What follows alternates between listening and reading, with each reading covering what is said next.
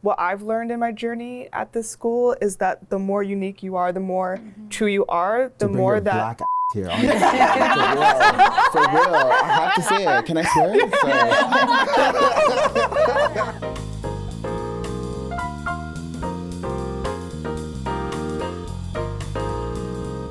Hi, I'm Farry Annie, a fourth year in Procom. Something about myself is I love dance, art, and education. Hi, my name is Jay. I'm in my second year of biomedical science, and something that I love is playing rugby. Hi, I'm Abigail Mullins, affectionately known as Abby. I'm in my second year of biology, and a little fact about myself is that I love deep sea creatures. My name is Junior. I'm a fourth year business technology student, and something that I'm passionate about is learning about different cultures and also traveling. My name's Sonnet. I'm in my fourth year of professional communication, and I love roller skating.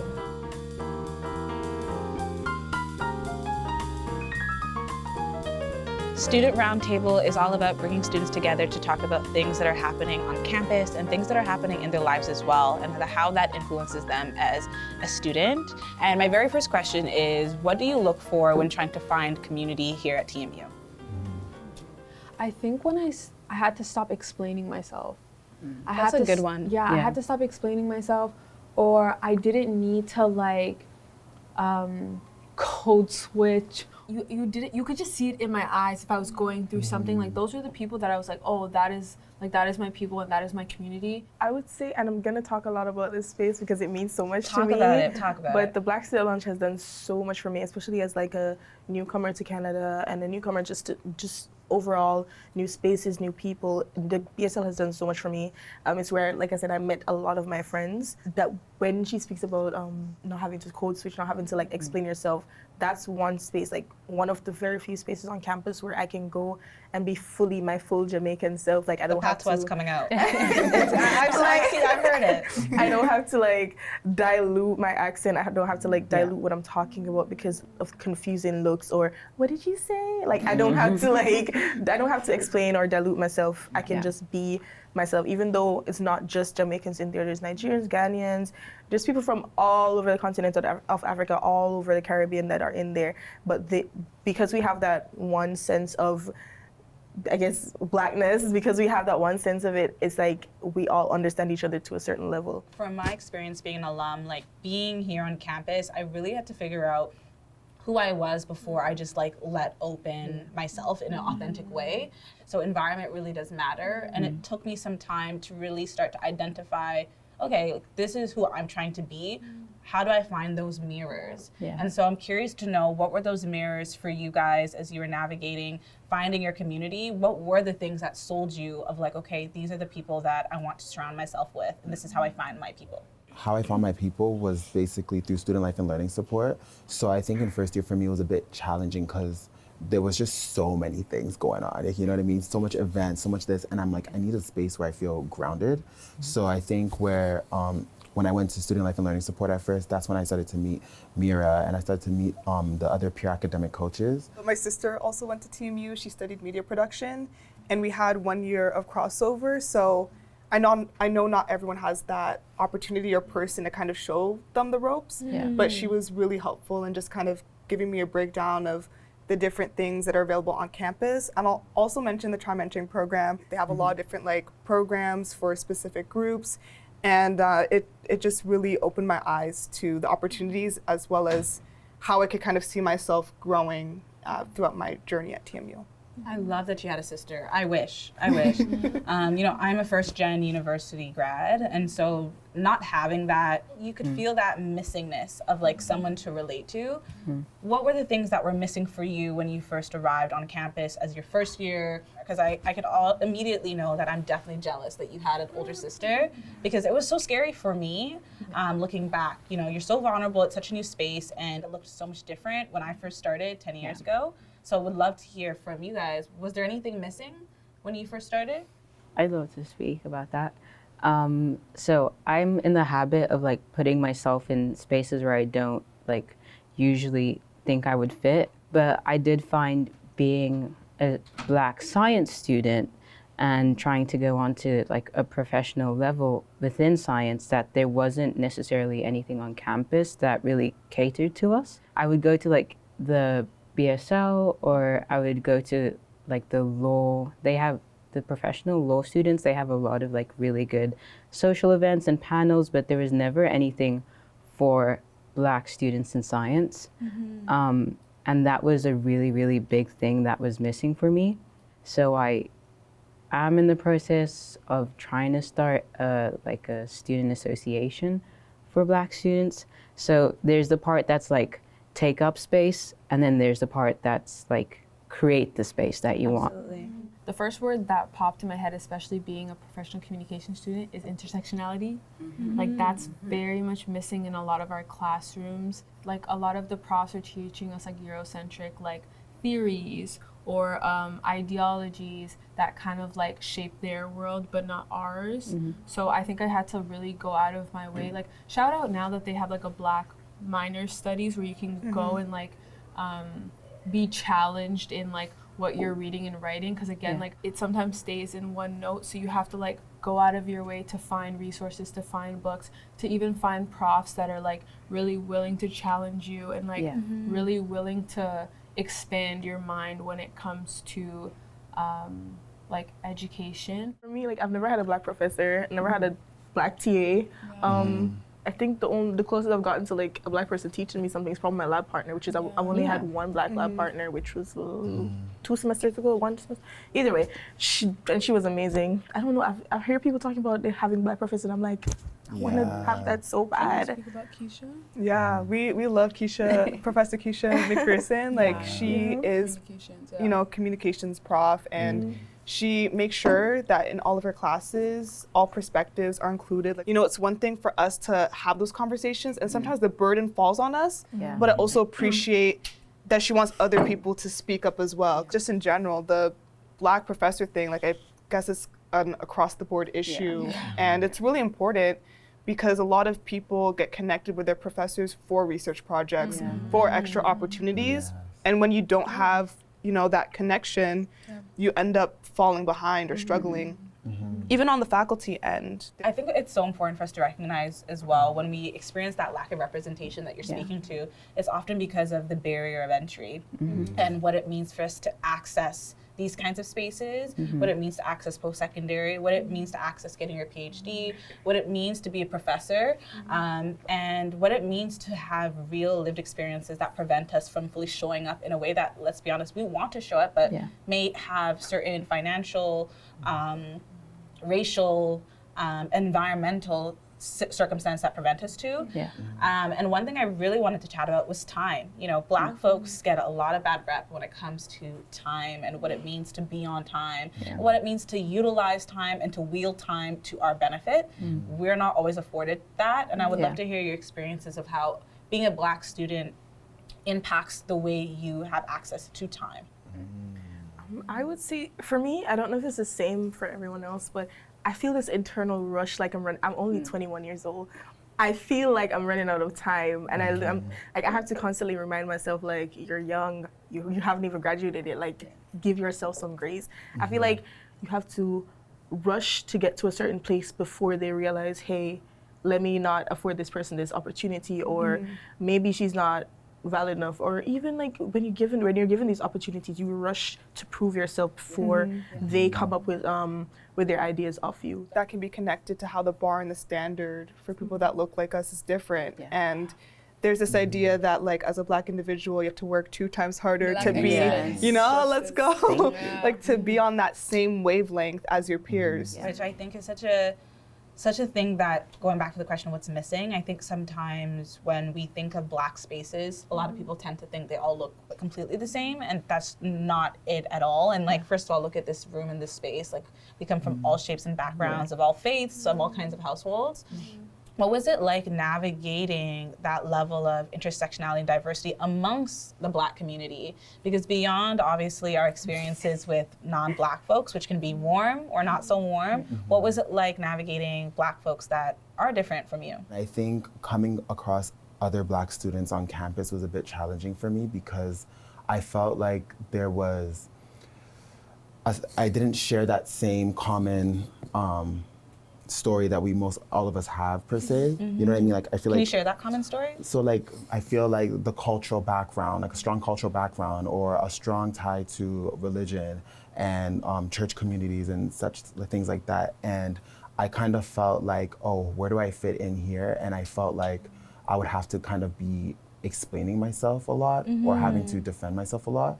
So I felt like, okay, it's probably just easier to kind of stick with what I know, the people I know, you know what I'm saying? I would say like my experience has been really eye-opening in just seeing how diverse the Black community is. I grew up going to a high school that was like predominantly white.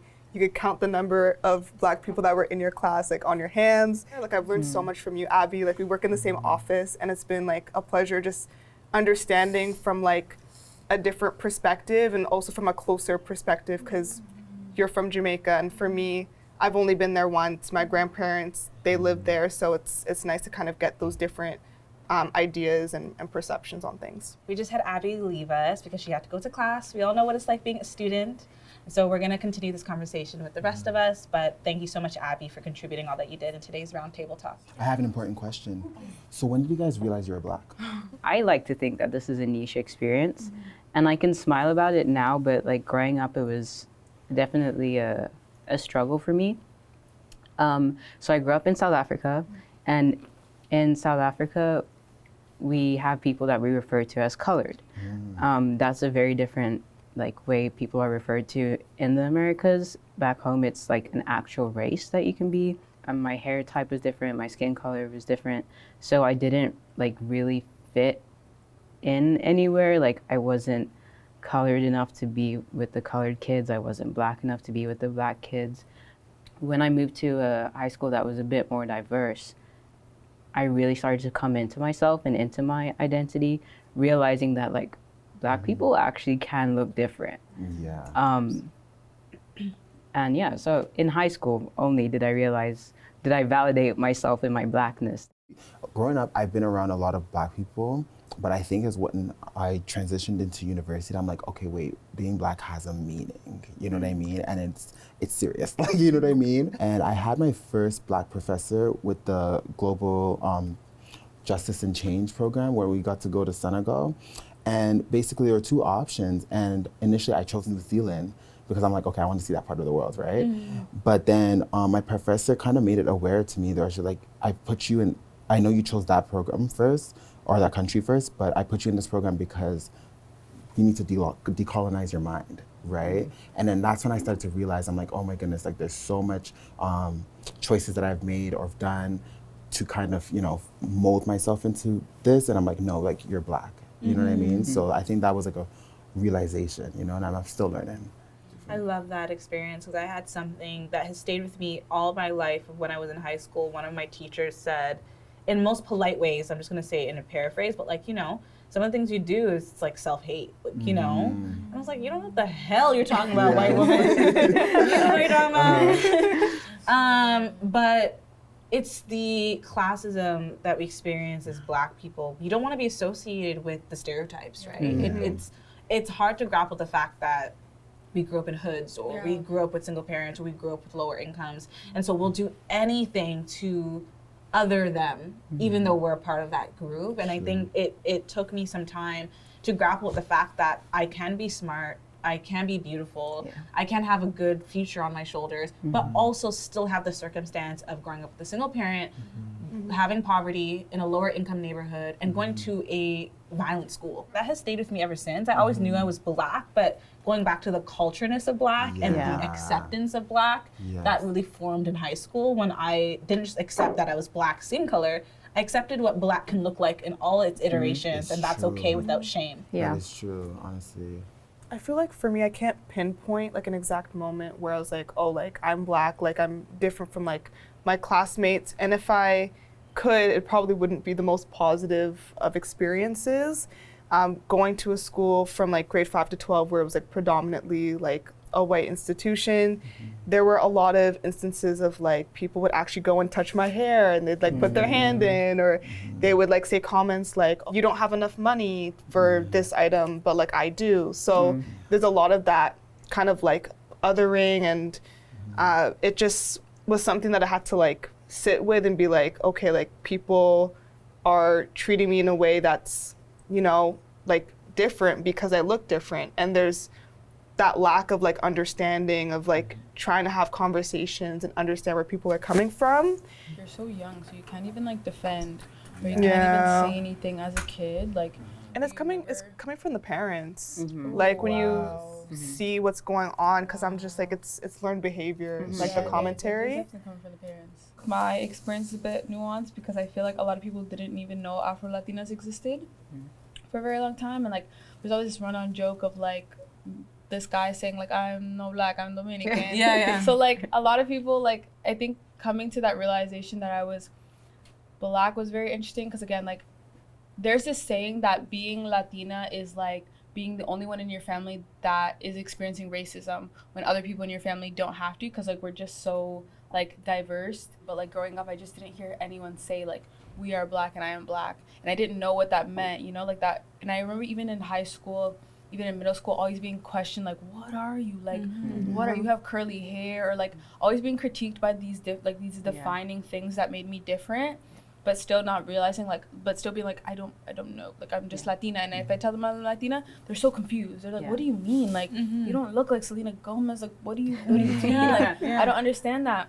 And then one day one of my eldest cousins, like we were just having a random conversation, and he just was like, you know, we're just like black people who speak Spanish. And I said, you know what, thank you, because I think that's what I just like needed to hear. Like I needed to hear someone say it like proudly, because when people would ask me and then no one would say it at home, I think I just built a resentment around the word like being black, because I'm like, somebody's pushing me there, but I don't know how to accept it because I don't know what that means. So it built up like this resentment for like what I looked like. It built up this resentment for a community that I felt like wasn't like claiming me, or wasn't like if that makes sense. So having those conversations with people who are older than me, who have experienced the world in different ways, be like, no, we're just like, we have our own thing, we have our own people, and like you'll find them one day, was really uplifting. And then coming to university, like you were saying, like I didn't see the extent of it until I was like one of the only black women in a space. There's that like push and pull of, I can just exist, but also I have to prove my worth, and I have to take up space, but I don't want to. Yeah. I think it's the idea of like overachieving, because I think there's so much misconceptions about us even being here, right? Like, oh, baby on a scholarship, or someone wrote in that letter, or every black person has a single parent, which is not true. So I feel like with all those misconceptions and those stereotypes, it makes us want to say, hey, not all of us, or hey, actually we're great, or hey, we can actually speak English, like, you know. And I remember for me, one of the biggest things as a writer and someone who's really in the creative world, I've always been passionate about speaking and writing, but when I was younger, people were shocked all the time. You know, they thought I was fresh off the boat, and it was like, actually I was born here.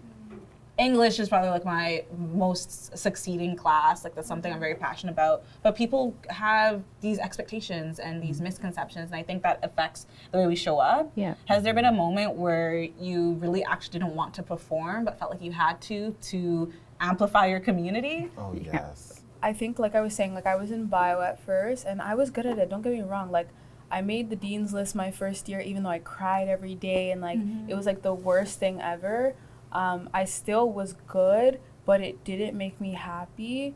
And my parents, like again, I've watched my dad, like he was a caretaker for all my life. So at 7, I'm here with him cleaning. My mom like wakes up at 6 a.m. to go to work. Like I'm watching them like fight so hard for me to have a better life. But at the same time, it still felt like that better life was not whatever made me happy. It still kind of felt like whatever got the most money. And after that year of bio, I thought to myself, like, I hate it here and I don't want to be this person. So I switched programs and I went to the creative school, which is like, people do not realize, like studying any type of like creative industries is such a privilege.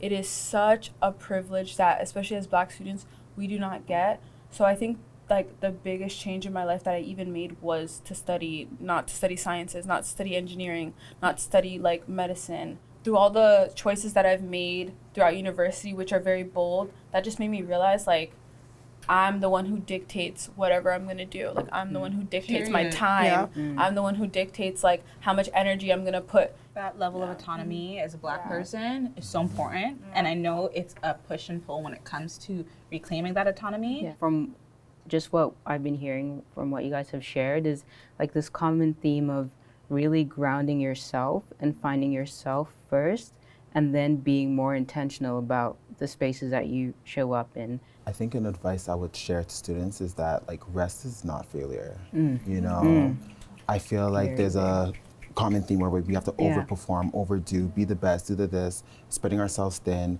But I realized in order for you to be efficient, to be good, you need to rest and prioritize your well-being first and foremost. One piece of advice that I would give is that you don't have to fit a specific mold to be successful. I think a lot of times people are telling you what to do, how to act, what to say, and I think what I've learned in my journey at this school is that the more unique you are, the more true you are, the more that here. For real, I have to say it. Can I swear?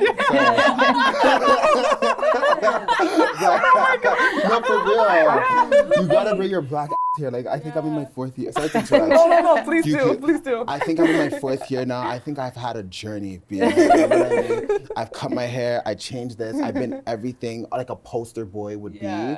Poster boy, black boy should be at school. But I realized I'm like, no, I ain't got it. I ain't got it for you. This Like, you ain't know what I me. mean? No, for real. Y'all can have it. Y'all can have it. You know what I Y'all mean? got that. That's when things start coming together for you. Like you can't push a box in a circle, right? You can't make something fit and try and like reshape yourself. You are who you are, and you're good enough just the way that you are.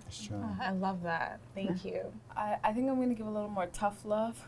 Read books. Read books. Read. Like we must read. Like read bell hooks. There's a book called Rest is Resistance. Like we need to like, I think as a community we need to actually like activate our minds and wake up our minds and realize that like, I think we all got to this point because of experiences, but a lot of people have got to this point way before us and they've written about it and they talk about it and they educate you about it. So I would say like read. That has been the best help for me to get to the point that I have been at, like coming to university not really knowing like what microaggressions were like specifically and like all of these different things, but through like reading, it's been like very, very helpful.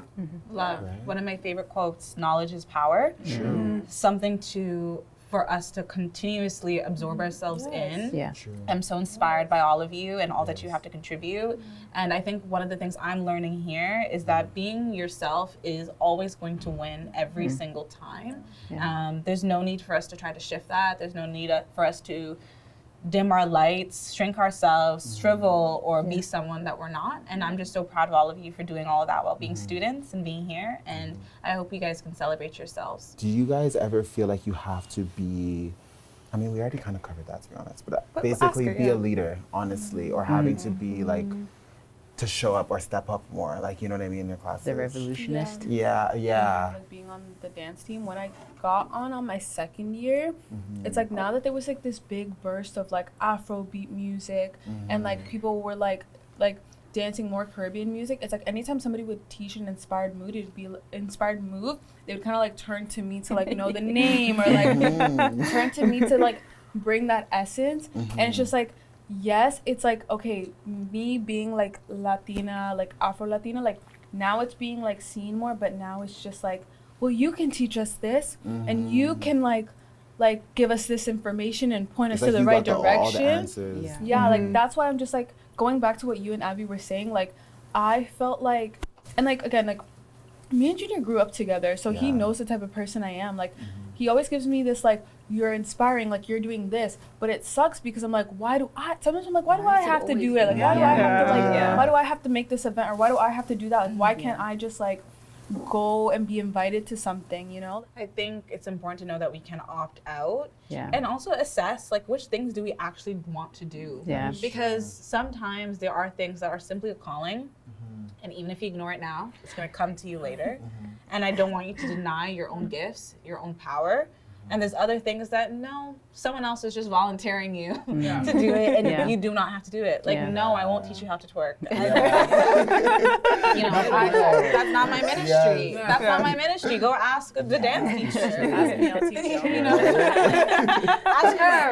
Yes, that's true. So I think it's so important to assess, right? When you are when you feel the urge to become a leader or be a leader or use your voice, ask yourself, is my voice needed right now? Yeah. Is there someone else more qualified for this? Is this my calling? Is this my ministry? And I'm still learning to do that because I feel like as an eldest child, as a dark-skinned Black woman and an Aries, we're gonna go horoscopes in here. Aries. I feel like everyone tells me to do everything. And I also, with that being said too, I feel like we can't even speak for all Black experiences too. You know what I mean? So it's like you almost feel speechless. Like, I can't comment on this. You know what I mean? Yeah. So many people will try to ask me about certain things going on. I'm like, ask someone from Sudan. Like, It's true. Like you said, read a book. That was such a great one. Yeah. Thank you so much for tuning in today's conversation. If you love this conversation, feel free to look at more of our videos through the link through our bio. And I also want to thank our lovely guests for just being such beautiful people to talk to as well. Ciao for now.